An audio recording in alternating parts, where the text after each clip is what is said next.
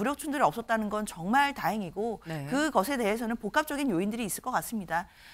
한 가지 요인으로는 당연히 경호처 내부에서의 심리적인 압박이라든지 내부 동요 분명히 있었을 것으로 보이고요.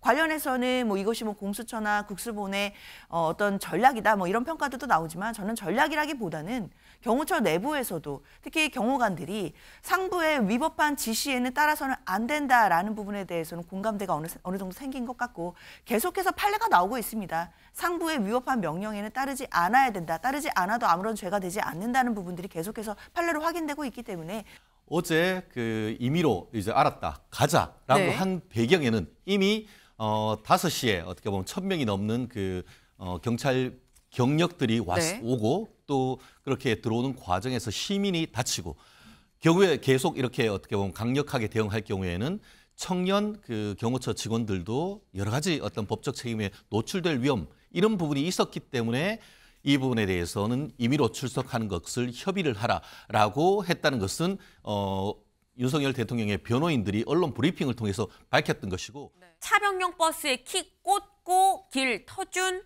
경호처입니다. 그러니까 지금 이 경찰들이 많이 막 이 언덕을 올라가는 모습이 막 보이죠. 근데 올라가서 차벽이 나왔는데 이 차벽을 사다리로 해서 올라가는 모습도 있긴 했었습니다만 일부 차에는 사실상 차키가 꽂혀 있었다. 그래서 버스 문 열고 들어가서 운전해서 차 치우고 안으로 그냥 수월하게 들어갔다라는 얘기가 지금 나오고 있어요. 근데 그렇다고 한다면 아까 제가 저기 손 놓은 거 아니에요라고 말씀드렸습니다만 이건 장현주 변호사님 네. 손을 놓은 정도가 아니라 도와준 것 같은 느낌도 있어요. 근데 이게 윤 대통령의 결단 때문이다라고 또 말씀을 하셨거든요. 일단 어제 유혈 사태가 없었던 것은 정말 다행이죠. 네. 국민적으로도 많은 걱정과 염려가 있었습니다. 그렇기 때문에 이 부분에 대해서 대통령도 저는 염려가 한편으로는 있었을 거라고 저도 생각합니다. 다만 대통령의 결단 이런 부분이 좀 더 진정성 있고 국민들께 다가오려면 시기적으로 이 결단이 먼저 앞섰어야 됐던 것은 아닌가라는 아쉬움이 있습니다. 이미 어제 영장 집행이 첫 번째는 아니었잖아요. 1차 영장 집행에서는 경호처가 극렬하게 저지를 했고 그래서 결국에는 영장 집행이 실패로 돌아갔던 거 전 국민이 다 보신 상황이었습니다. 그리고 나서 2차 영장 집행이 있기까지 그동안 얼마나 경호처라든가 공수처 사이에 또 무력 충돌이 있지 않을까라는 염려하는 목소리들이 상당히 많이 나왔었거든요. 네. 이렇게 국민적인 어떤 불안과 걱정이 이미 확산된 이후에 그리고 경호처에서도 상대적으로 1차 영장 저지 때와는 좀 다르게 상대적으로는 좀 비교적 수월하게 관련된 부분들 장벽들이 뚫려가는 상황들을 국민들이 다 목도를 하신 상황에서 대통령이 결단을 했다라고 이야기를 한다면 물론 그 결단이 했다고 볼 수도 있겠지만 진정성이라든지 그런 시기적인 측면에서는 좀 너무 늦었던 것이 아닌가라는 아쉬움은 어쩔 수 없이 나올 수밖에 없을 것 같습니다. 어제 저 상황들, 그러니까 무력 충돌이 없었다는 건 정말 다행이고 네. 그것에 대해서는 복합적인 요인들이 있을 것 같습니다. 한 가지 요인으로는 당연히 경호처 내부에서의 심리적인 압박이라든지 내부 동요 분명히 있었을 것으로 보이고요. 관련해서는 이것이 공수처나 국수본의 어떤 전략이다 이런 평가들도 나오지만 저는 전략이라기보다는 경호처 내부에서도 특히 경호관들이 상부의 위법한 지시에는 따라서는 안 된다라는 부분에 대해서는 공감대가 어느 정도 생긴 것 같고 계속해서 판례가 나오고 있습니다. 상부의 위법한 명령에는 따르지 않아야 된다. 따르지 않아도 아무런 죄가 되지 않는다는 부분들이 계속해서 판례로 확인되고 있기 때문에 그런 부분들이 좀 확산되고 내부적으로도 이런 부분에 대한 공감대가 있었던 부분도 분명히 한 가지 요인이 되는 것 같습니다. 네. 지금 두 분의 말씀은 윤석열 대통령이 초반에 이 관저 입구에서 이 공관에 아예 들어가는 1차 저지선 그 초입 바리케이트 있는 입구에서 일반 시민이 쓰러지는 모습을 보고서 이러면 안 되겠다라고 결단을 해서 열어줘라 라는 지시가 있었고 이 지시가 0이 섰기 때문에 다 열어준 것이다 라는 말씀이 있었고요. 과연 그것뿐이겠느냐. 경호처 내부 동요가 이미 상당히 있었다. 그래서 사실상 위법한 지시는 따르면 안 된다라는 공감대가 내부에 형성이 됐기 때문에 이게 또 다른 요인이 되지 않았겠느냐라는 말씀을 지금 하셨어요. 어쨌거나 결론적으로는 상당히 수월하게 처음엔 경찰만 1,000명 정도 투입이 됐다라고 얘기를 했는데 아주 수월하게 순식간에 관저까지 도달을 했다라는 거죠. 다음 기사를 좀 볼까요? 어제 투입된 경찰이 상당히 많았습니다. 그래서 나온 게 인해 전술이라는 얘기인 거죠. 경찰 인해 전술로 무혈 입성, 네, 물리적 충돌이 없었습니다. 그런데 관건은 요거죠. 관저 안으로 들어갔는데 영장을 지시를 하니까 윤석열 대통령 알았다, 가자라고 바로 순순하게 또 얘기를 했다라는 거예요. 이게 지금 사실 저희가 계속 얘기를 하죠. 사상 초유, 그리고 윤석열 대통령이 이미 1차 때는 강력하게 경호처에서 다 막은 상태였었는데 2차에서 1차와는 달리 상당히 순순하게 그래 가자라고 얘기를 했다라는 건데 이건 유혈 사태 뭐 이런 것과 무관하게 이건 좀 아니지 않습니까? 라고 그동안 윤석열 대통령께서 얘기했던 이런 주장들, 불법이라는 이런 얘기들 이런 걸 할 법도 한데 그냥 가자라고 얘기를 했어요. 이유가 뭘까요?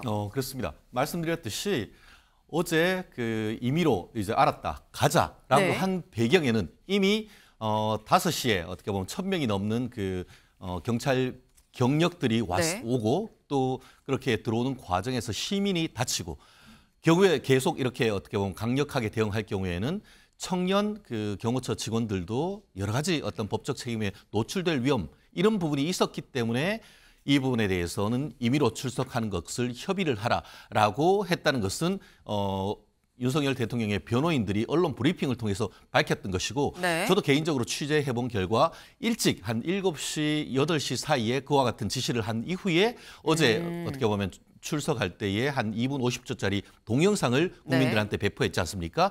그런 지시를 한 다음에 그 관저 내에서 휴대폰을 통해 가지고 어떤 뭐 조명이나 이런 것도 없는 상태에서 네. 이와 같은 그 동영상을 준비했는 것으로 저희가 전해 들었습니다. 그렇기 때문에 결국 이미 임의로 출석하겠다라는 네. 것을 이제 경호처와 변호인단에 얘기를 했기 때문에 네. 결국 최종적으로 지금 윤석열 대통령 앞에 공수처 검사가 와서 영장을 제시할 때는 벌써 이미 본인으로서는 어떤 마음의 결심이 다 섰던 상태인 것이죠. 네. 그 상황 속에서도 가지 않겠다 이렇게 하면은 그때부터는 정말 걷잡을 수 없는 그런 상태가 벌어질 수 있기 때문에 이미 이전에 한번 7시와 8시 사이에 결심이 했고 그 9시 정도의 어떤 실질적인 집행이 왔을 때는 그 절차에 따르는 그런 모습을 보여줬다는 점에서 어쨌든 나름대로 당당한 모습으로 나갔다. 그리고 그 과정에서 또 공수처도 굳이 공수처의 어떤 차량을 통해 가지고 이 공수처까지 이동한 것이 아니고 네. 경호처의 차량을 통해서 이동하는 것처럼 해서 어쨌든 나름대로 현직 대통령에 대한 예우를 했다는 점에서는 어느 정도의 서로의 어떤 그 협의가 있었다는 그런 물밑 접촉이 있었다는 것을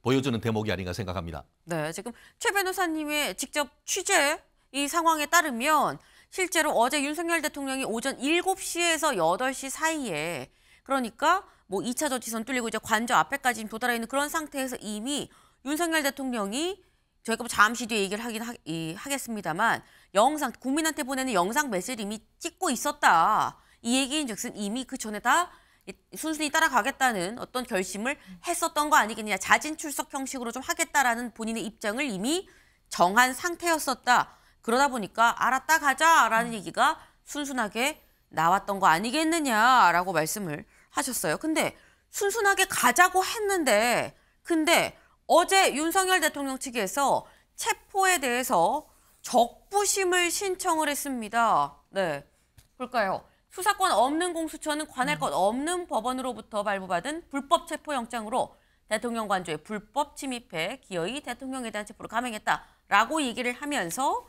서울중앙지법에 체포 적부심 심사를 청구를 했습니다. 체포 적부심 말 그대로죠. 이 체포가 적법한 것이냐 여부를 다시 판단해 주세요라고 요청을 했다라는 건데 이게 좀 뜻밖이다라는 얘기가 나왔어요. 왜? 신청을 안 한다고 얘기를 했었거든요. 들어볼까요? 변호사님 체포 적부심은 고려 안 하세요? 고려하지 않고 있습니다. 네, 이상입니다. 네, 간단 명료하죠. 고려하지 않고 있습니다. 적부심 신청 안 할 겁니다라고 얘기를 한 걸로 언론은 이해를 했는데 장 변호사님. 네. 근데 안 한다고 했다가 왜 다시 신청한 걸까요? 일단 체포 적부심을 청구하겠다라고 하면서 이제야 네. 드디어 대통령이 이 영장에 대해서 사법 시스템 내에서 불복하는 절차로 들어온 것이다. 이렇게 평가해야 될 것 같습니다. 그동안은 법관이 발부한 영장에 대해서 사실상 이것을 저지함으로써 법 위에 그러니까 초법적인 방어권을 행사하고 있다라는 비판 많았었거든요. 그런데 이제야 드디어 체포 영장이 집행이 되고 체포 영장에 대해서 다툴 수 있는 적부심 절차 이걸 청구하겠다라고 밝힌 것이기 때문에 사법 시스템 내에 있는 불복 절차를 가겠다라는 것으로 봐야겠습니다. 그런데 앞서서는 체포 적부심을 청구하는 것을 고려하지 않는다라고 하다가 입장을 바꾼 것은 네. 아무래도 관할 문제가 있는 것 같습니다. 그러니까 계속해서 대통령 측에서는 공수처가 서울 서부지방법원에 체포영장을 청구하고 발부받은 것 관할 위반이다 이런 주장을 하고 있거든요. 네. 그렇지만 공수처 입장에서는 수사기관으로서는 사실 체포영장이 나온 그 법원, 그 관할 법원에다가 구속영장을 청구하는 것이 관례다라는 입장들이 나오고 있기 때문에 네. 이대로 둔다면 구속영장 청구도 서울 서부지법으로 가게 될 가능성이 높다고 윤석열 대통령 측에서 판단한 것 같습니다. 그렇기 때문에 이번에만큼은 체포 적부심이라도 중앙지법에 청구를 함으로써 네. 관할 문제를 좀 더 대통령이 원하는 중앙지법으로 끌고 가보겠다라는 의도가 저는 담겨 있는 것으로 보이거든요. 일단 중앙지방법원에서 이 체포 적부심 자체를 심사를 해줄 관한이 있다고 볼 것인지 여기부터 하나씩 밟아가야 될 것 같습니다. 아, 지금 말씀은 추후에 있을 구속영장까지도 고려를 해서 서부지법이 아니라 중앙지법의 향후 판단을 받겠다. 중앙지법 쪽으로 물꼬를 트는 작업이다라고 지금 말씀을 하신 건데 근데 사실 여기서 또 드는 의문이 최진영 변호사님. 이게 지금 적부심을 서울중앙지법이 신청을 했어요. 근데 만약에 그러니까 뭐 어떤 결과가 나올지 모릅니다만 중앙지법이 이 체포 적법합니다라고 하게 되면 그동안 윤석열 대통령 측에서 주장했던 서부지법 1화 영장이 나온 거고 불법한 거 아닙니까라는 얘기 힘이 빠질 수 있는 거거든요.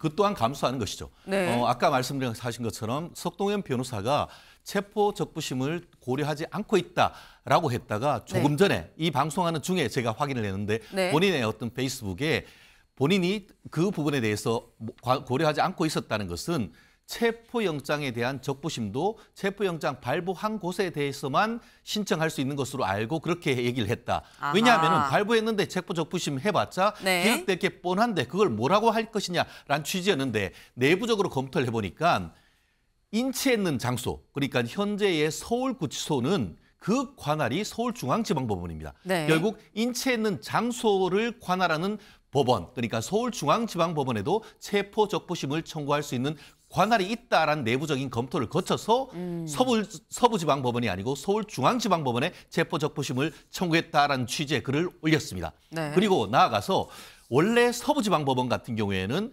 만약에 구금할 경우에는 그 관할이 서울구치소가 아니고 서울 남부구치소입니다. 네. 결국 이 그 공수처가 영장이라든가 이런 것을 그 법에 따르는 공수처법에 따르는 중앙지방법원에 하지 않고 서부지법으로 하면서 모든 것이 절차가 다 뒤죽박죽됐는데 지금 어떻게 보면 나름대로 윤 대통령의 변호인들이 관할을 확인을 해가지고 서울중앙지방법원에도 체포적부심을 할 수 있다는 걸 확인했기 때문에 거기에서 어떤 결정이 나온다고 하면은 네. 그 결정은 따를 수밖에 없습니다. 더 이상 이제 관할 위반의 항변을 하기가 쉽지가 않은데 다만 바로 지금 어떻게 보면은 지금 체포한 이후에 48시간 이내에 구속영장을 청구하지 않으면 석방을 해야 되는데 그쵸. 체포적부심이 이제 됐기 때문에 오히려 체포적부심이 결과가 나온 이후에 새로이 만약에 이제 새로이 이제 구속영장을 청구를 해야 되는데 네. 그때는 관할 그리고 구속 여부 이런 부분이 결정되기 때문에 구속영장 청구할 기한이 2, 3일 뒤로 미뤄졌다. 이런 네. 법적인 어떤 변화가 생긴 것 같습니다.